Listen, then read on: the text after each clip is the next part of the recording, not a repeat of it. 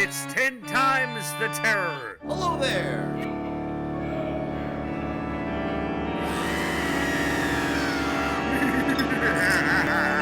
Getting old and senile. Hi, everyone. Welcome to 10 Times the Terror. My name is Ralph. And I'm Paul. And today we have two special guests, Hunter Carson, and we're going to have Billy Gray on. Billy is here right now. Billy, welcome as well. Oh, it's nice to be here. Billy Gray from that great science fiction film, The Day the Earth Stood Still, and Hunter Carson from Invaders from Mars. And we're in good company today with two guys that were both child actors starring in some tremendous films. And we're going to discuss a film that has a very similar genre, Invasion of the Body Snatchers. And we're going to look at the original. I believe that was from 1956. And right, 56. Maybe we could start out with everyone. We've all seen it. Maybe we could just start out by asking each one of us their initial impressions the first time, if they could remember, or when they first saw it, what they thought of the film. Maybe, Hunter, we can start with you. Sure. My first impression was that I shouldn't be watching this movie alone. There was this great programming in Los Angeles where I grew up. On Saturday afternoons, they would play some sort of older sci-fi movie, and then right after that, Elvira would come on, and she would play some other sort of sci-fi film, usually vampire related. So I watched a lot of these older repurposed films, and they're just so terrifying. Invasion of the Body Snatchers, very scary, really good. And when I got done watching it, I really did kind of like look around the house. And I was a kid, just see if there's pot around. Billy? Yeah, I had much the same reaction as Hunter. It was one of the scariest ones of the bunch. I think the only one that was comparable in my estimation was the Thing. That grabbed me about as grippingly as the Body Snatchers, and it was. I still remember one of the scenes that's I still have a visual image of is one of the stars in the streets trying to stop traffic, saying they're here, they're coming, and that it was very alarming, very alarming. It's amazing how effective the movies and television can be. I mean, it brings reality right into your heart almost. Yeah. Paul, what did you think? Yeah, what did you think of the film, Paul? I was blown away by it. I in a way, I kind of loved it because it was so tense and exciting. And I remember the tremendous sense of relief I had at the end when finally, they find the pods in the truck, and they're calling out the FBI and everybody else, and all is good. And Kevin McCarthy is breathing these sighs of relief, heaving chest, and all of that. Then I mentioned, being in film school. Later in film school, I saw the original way it ended, which it ended just with Kevin McCarthy in the street saying, like, very close up, "You're next." Yeah. And I think that's it played the image into all that stuck kind with of me paranoia. too. To me, the single, and I've watched horror and sci-fi and Sherlock Holmes and Dracula and all of that stuff for years. The single scariest scene I have ever witnessed in a movie is the scene where Kevin McCarthy kisses Dana Whitner and realizes that she's now become a pod person. Yeah. And what makes that so scary, there's no violence. There's no blood. What it means, though, is that she has lost her soul. Mm-hmm. And I think that's at the heart of that film. What does it mean to lose your soul? I think you got to give Don Siegel tremendous credit for that. He went on to do the Dirty Harry movies and stuff. But we've been talking about impressive directors, Tobe Hooper and so forth. I'm a firm believer that a director can make or break a script and a story. And I thought he did a great job with that. But the scariest, other scary thing would be to realize how the original ending was just that close up on Kevin McCarthy's face, looking into the camera, saying, "You're next." And kind of like I think what Billy said, I watch it downstairs in the basement, make sure there was nothing else around with me. Well, I saw this in 1956. I was nine. I was 9 years old, and I have to say that I was bored because I didn't understand it at all because it's partly a psychological thriller. I was waiting for some monster to come and jump out. All I saw was you see people that look like they had soap suds on them, and I was like, well, what? I don't understand. Are these the people or are those the people? I just didn't get it until years later, and I have to say I think that they have come out with the Blu-ray now that I've seen, and it's really crystal clear.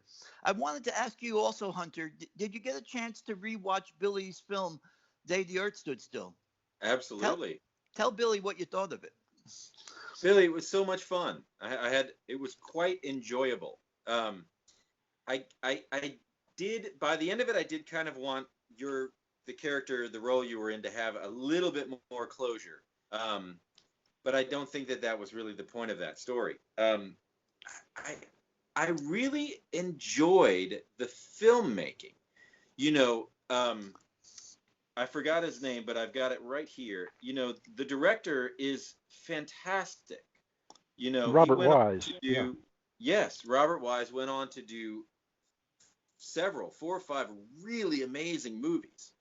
And the directing in it was really quite beautiful. And I noticed that at the very beginning, it was a very big movie. And then as the movie kept going, it got smaller and smaller, and then at the end, it got bigger again. It was a really, really well done thing. You notice in the beginning, there's random people, and there's a lot of extras, and there's a lot of hubbub. And then in the middle, it really becomes a story about, the alien and, Helen Benson. Klaatu, Michael Rennie, and Patricia Neal, of course, really did this marvelous thing where they, connected on a level. And there was that moment that I know Ralph is thinking of where, Bill, your character, nobody believed what your character was saying, and then again the David Gardner character in the Invaders from Mars movies was the same way. Nobody believed what the character was saying, so I think that was really, really, really wonderful.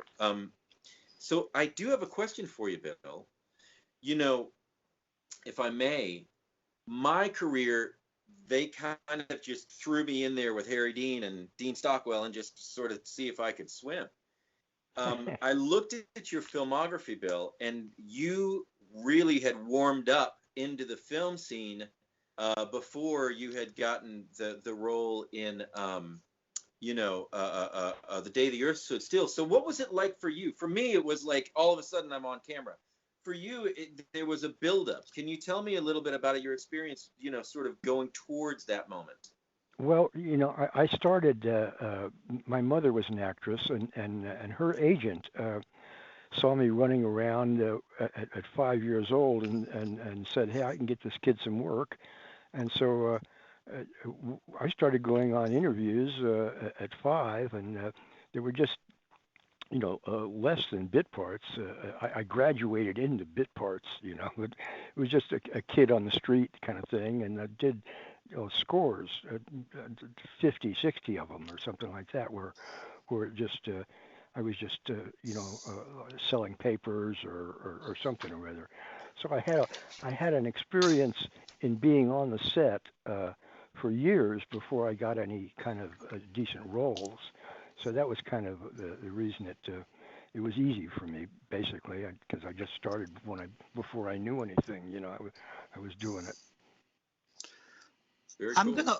I'm gonna open up a subject, and I'm gonna, Paul is the scholar here on this, but I think Invasion of the Body Snatchers picks up on a number of themes. And of course, it was written during that era. And Billy and I have talked about this before the show.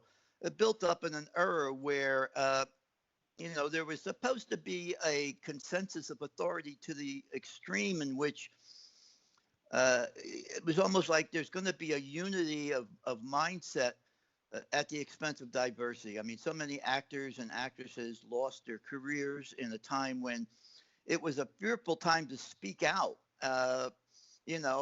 Everyone was called to, believe a certain way very, very closely to what they considered to be the norm.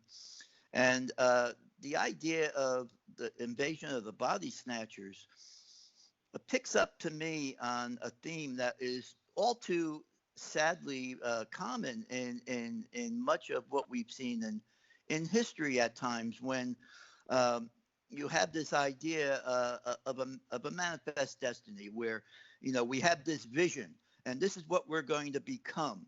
And if there are people who don't agree with us and refuse to follow us, well, we need to try to force that upon them. And so in the invasion of the body snatchers, there's really no choices. You're either going to be absorbed or you're going to die. There's no love. Everyone's the same. And it's a fear control kind of a society. I wonder, how you guys have seen that.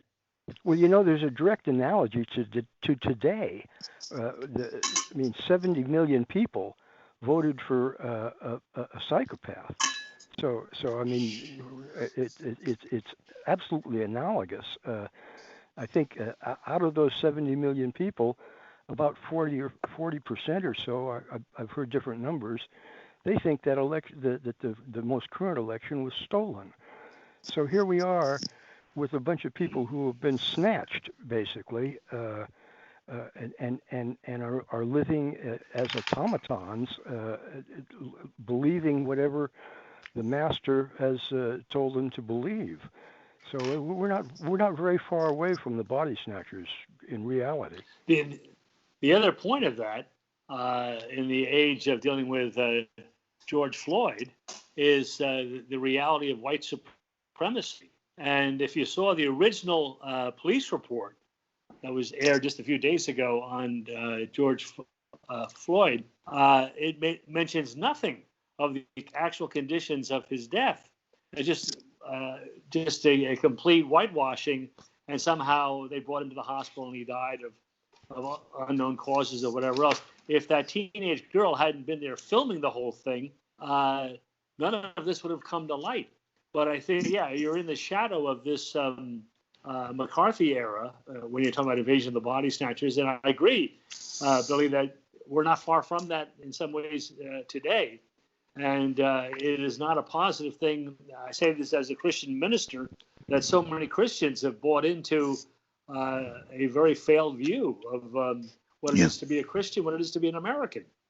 Well, remember what the news footage of that January 6th speech that our former president gave, when they panned the audience that was there, it was amazing how many people were there. There was probably 30,000 people, at least 20,000, and I'm not sure.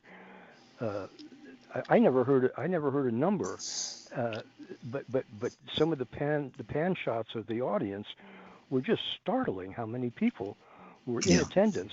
Now they didn't all storm the Capitol, but thousands of them did, and one of their, they were saying a lot of them were saying out loud. Words to the effect of Jews will not replace us, that kind of thing. It was startling. It hasn't been addressed. There's lots of people that should be held responsible that are not yet being held responsible, and they're in power. There are these guys like senators and representatives who were in cahoots with this whole thing. I hope it's going to come out, Well, but I don't have much trust in I the think this federal idea, government.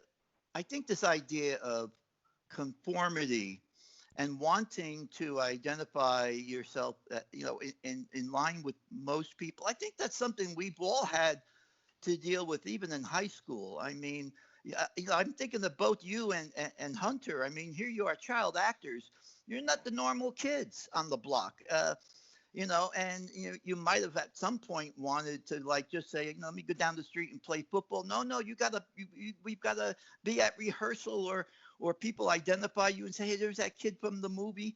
There's this idea that we're all supposed to be the same. Hunter, when I saw that firefighting school production that you made, that really cuts against it cuts into this, because people think firefighters, for instance, are all big brave heroes. They go in, they fight the fire, they go home, and the fact of the matter is, you showed very aptly that a lot of these guys struggle with all kinds of problems, and they can't really do their job until they start to deal with the issues. And people try to put us in boxes, like, Billy, you're an actor, Paul, you're a pastor, you're a firefighter, you're this, you're that. And if you go outside the box, people don't like it. I mean, if you say I'm a Democrat, but in some ways I disagree with the party line, there are people who just want to cut you right off and never talk to you again.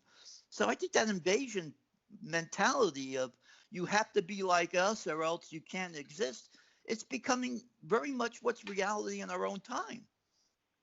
Too true. Ralph, I completely agree with you. I have an addendum that I would like to speak on. Bill, I don't know if you know this. I certainly didn't. But The Day the Earth Stood Still won a Golden Globe for Best Picture in the category of Best Film Promoting International Understanding. I didn't Really? know that was a category. No, I that's the think first that I've heard of it. I think that should probably be the only category that any filmmaker should be nominated for the rest of eternity. But that's just my opinion. I agree. I agree. I think that really this era of filmmaking is very accurately described by Ralph as one of paranoia. And I really, truly believe that art brings people together. I believe that if an artist were to say something about today's times, I would quote a wonderful author. And this is the quote that I would say about today's times. It's not mine. It is a wonderful author, and you should look this quote up. When you find yourself following the crowd, it's best to stop and think. Sounds like good advice. Always. Yeah. I'm going to try The that thing sometime. Yeah. The thing that's so scary that comes out of the invasion of the Body Snatchers is this idea of everybody having to think alike. And what you have to do, though, is you have to then narrow the focus of thinking. I think one of the problems we had with the last administration or previous president is that there was not much to think about. You were just told how to behave and how to respond, and when or when not to cheer. And that limiting of consciousness and perception is beginning the way of the pod. You just become a two-dimensional kind of character. I can remember as a kid growing up in this period, and when one of the things that they went after was comic books.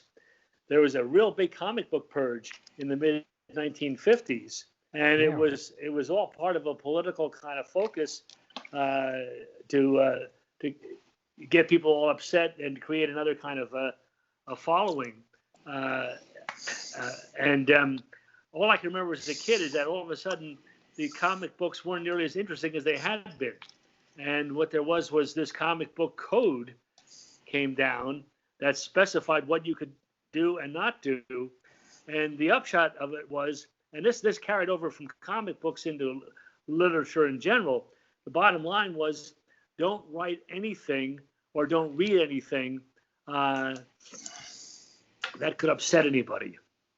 Yeah, right. And, I think wasn't the wife of some vice president was onto that for a while, I think, and music too. yeah. Popular music was had a target on its back for a long time as well. But people, just the human being is a credulous animal, and it's awfully easy to influence them, or us, and that's double edged. It can work for us in that we're willing to look beyond the box a little bit for inventions and advances in science and people thinking beyond the conventional. But then at the same time, people are able to be convinced into thinking things that are just not right. Yeah. And it's too easy to do. And I think we got to thank Trump for bringing it to our attention that that democracy is a very fragile thing, and it really depends on an educated population to work. If you've got people that are just kind of going along to get along, you're going to end up with somebody like Trump as president. Yeah.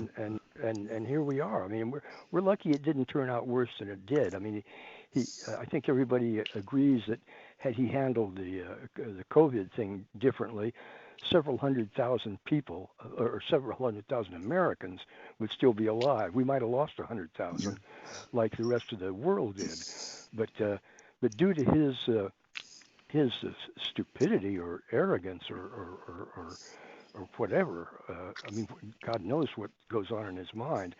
I think what goes on in his mind is if everybody's just thinking about me, I've won the day. That was his goal in life, was to have everybody talking about him, whether they were against him or for him. It didn't really matter, as long as it was centered on him.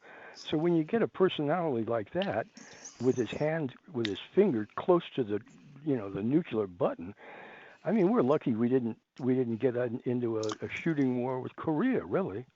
I've had this problem as a pastor in the area of religion. Will Wheaton, one of the Star Trek crew who I'm going to bring on soon. Really? I have some Star Trek cast members that are coming on. But, it's a popular thing today for a lot of cast members from shows to join up with the Freedom from Religion group. The Freedom from Religion, which, is basically saying they want freedom from religion. And a lot of them are amazed. Ron Reagan is a spokesman for them, right? Yeah. When I'm not sure about that, Bill, but I know when I speak to people, they're amazed that I'm a pastor, and I agree with them. I tell them we should be free from religion. Jesus said that he came to set us free, and it was the religious establishment, you remember, that was responsible for putting Jesus on the cross, because he confronted them and said, you set up rules that cast people down and keep them from the love of God because you put them into a box. And I tell them, the freest I've ever been is getting away from religion, because religion says, do this or don't do this, and die or don't die. And I was saying to Will Wheaton that he grew up in a very strict religious education that said, if you make a mistake, you go to hell. And then he said, I'm supposed to believe in a God that loves me, but if I make a mistake, I go to hell. And I said, well, that is really the religion you want to be free from, because that's not what I believe. Yeah. I really religion. love that. Very accurate, Go ahead, Hunter. Yeah, well, I think that really it comes down to freedom of expression. I believe that this is just me talking. I believe that we all, as a human race, should all be able to think, feel, say, and worship in any way that we should choose, as long as we're not hurting anybody, obviously. But there are some basic things that, as people, we need and crave. And I truly believe that faith is one of them. And if your faith is to be free of religion, then why would anybody stop that from happening if that's what the person wants? I believe in unity, and I believe that as artists, that one of our goals, one of the artist's goals, is to take a mirror and put it right in front of the audience and make the audience maybe look at themselves, take a good hard look at themselves. And so when you talk about Invasion of the Body Snatchers, as we've talked about, there is quite a bit of that. There is quite a bit of the fact that when the pod people, come out of the pod, there's nothing there. There's no desire. There's no heat. There's no cold. There's no expression. I think that when you said that earlier, Ralph, that they kiss, that's that moment, because that's one of the most human things. There are very few other creatures. That actually touch each other in that way. Humans kiss. It's just a very human thing. And that was taken away from the pod people. That humanity, that basic humanity was taken away from the pod people as a way to create conformity.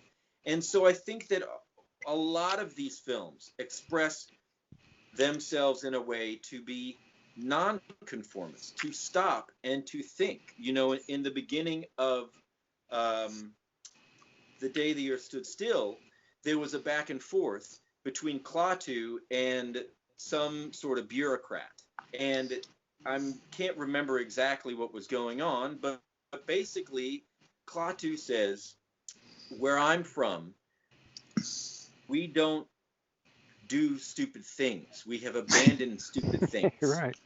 Yeah. And of course the bureaucrat says, well, that's not really the way it works here on Earth. We do stupid stuff all the time. Yeah. And so he was basically saying, I don't really know if you're going to get what you want, Klaatu. And that very much for me is what those artists were expressing. You don't have to conform. You don't have to do what everybody else is telling you to do, because it might be stupid. Think about it, Anyway. Of course, the freedom to act today is done in rioting. Violent rioting often is because people are so frustrated they feel they're not being heard unless they bang someone's head. But the point is that what I think the Day the Earth Stood Still is really a portrayal of what God would be like if God came to Earth and said to the people, look, you can have your freedom, but you don't have the freedom to act irresponsibly to the point that you're going to destroy each other and other planets as well. There has to be, we don't want to control you. We want to help you to learn how to control yourselves. So it's like a good teacher. Yeah, I completely agree. Klaatu took on the pseudonym Carpenter. And I think we all know a great carpenter that we've been speaking of. Right. Yeah. I was going to say this is just below the surface of so many other critical things. Think about this. 1956 was an election year. And the vice president candidate for the Democratic Party, Estes Kefauver, the senator from Tennessee, rose to prominence at that point in his campaign about comic books. And here's part of the problem with this is that you make the comment, we can do anything you want as long as we're not hurting people. But much of what the extremist kind of view or the authoritarian kind of view is, well, no, these things are hurting you. Comic books are hurting you. Other books are hurting you. Communism is hurting you. And that's much of what Trump presented is fear. And fear is what I think forces people to withdraw, and they'll settle for the peace with the pods than the turmoil that comes from real life. Yep. Well, one thing about most religions that I've been made aware of, at their base, they do have something positive to say, and it's all wrapped up in the golden rule. If you just did unto others as you would have them do unto you, I mean, world peace immediately. It's the simplest formulation. I mean, unless you're a masochist, it doesn't work for masochists. But Right. the basic idea is so profound, and it's the basis of basically all religions that I've run across. So I mean, I don't know why that isn't taught in school, just right off the bat. Just it just seems like it goes without saying. Common sense kind of thing. Well, could anything be more horrific than what happened to Native American Indians? I mean, America set a goal. It may have been a noble goal in some ways because we wanted to. I think we looked at them as people in need of help and education and so forth, and some of that is true, obviously. We are our brother's keeper. If people can find a better way to to grow agriculturally, but we got so much involved in our own priorities that we became like the invasion of not the Body Snatchers, but the invasion of the Native American Indians. And we gave them, we finally, told them where they're going to live, how they're going to act. And now we're reaping much of the results because there's still conflict. And so people, what St. Augustine said that always amazed me. He said, never say animals treat each other like animals because, don't ever say people treat each other like animals because animals would never treat people the way people treat each other. No, they destroy each other to eat each other, and right, and not just to for their own pleasure, as an awful lot of demonic people. I mean, how much different is Manifest Destiny than what Hitler was doing? I mean, it's the same thing basically, Yeah. Well, here we are with two guys. The whole history of African Americans, and we're again in the wake of the George Floyd decision verdict. We're caught up with the full reality of that, and these are people who came to America in chains, kidnapped and brought to be treated in subhuman conditions, and the legacy of that continues to this day. Until the opening chapter of the book of Isaiah, God says to Isaiah that if you're not taking care of justice, if you're not working to defend the homeless and the oppressed, then I'm not going to listen to your prayers. So there's where the golden rule is not simply a nice idea. God is making that a condition to be able to even pray to God. Yeah, well, I like Platt too. He doesn't say this is a good idea. I think you guys should consider. He says, if you don't want to follow what we say, the only choice is we're going to have to put you guys out of business. Yeah. Bill, hey, Paul, how cool is this that we have today two child actors, both in great science fiction films, and have, for the first time in their lives, met each other and bonded. And I'm feeling like a 5 or 6 year old kid myself, coming to the Saturday matinee to see these movies, and the idea to be sitting here at this stage of life and be talking to these guys is like beyond the beyond. Billy Hunter said that from time to time he would come on the show again if we have a film similar that we can discuss. Would you do us the honor as well? Sure, absolutely. We got some good buddies here, Paul. Absolutely is right. So anything closing that we want to say before we close this great show? Well, actually, I got something to say. I think we talked about it earlier, but I think it's worth repeating, is that the TV show that I was on, it was very influential to people. I found over the years that people really took it into heart. And the original title was Father Knows Best ? It was on radio with that title. And when they took it to television, the murderers at Kent Cigarettes said, no ? We don't want any ambiguity. And Bob told me that he fought to keep the question mark in there, but that it was a deal breaker for Kent Cigarettes. And Kent Cigarettes has got blood on their hands. And so anyway, I just wanted to bring that point out, that what Robert Young's concept was question authority. And I think that's an important thing to remember for everybody. Yeah, as the X-Files says, the truth is out there, but it's also inside if we were allowed to give some reflection and discussion to it. And we've done that today. And to thy own self be true. To your own self be true. And Jesus said the kingdom of God is within you. Yes. Right on. So listen, guys, we will do this again. And it's been such a great way to spend an afternoon with you. And continued blessings, and continue to prosper, and enjoy your life. And we'll be talking to you again, okay? Bye-bye. Until then, we're going to see you soon from Ralph at 10 Times the Terror, and from Paul at 10 Times the Terror. Take care till next time. Bye-bye. Thank you for listening to It's 10 Times the Terror. the podcast. You are impossible. Ralph, you're well-intentioned, but clearly wrong. Thank you for listening to 10 Times the Terror. This podcast would not be possible without listeners like you. You can find out more about our podcast by visiting our website, 10timestheterror.com. That's 10xtheterror.com.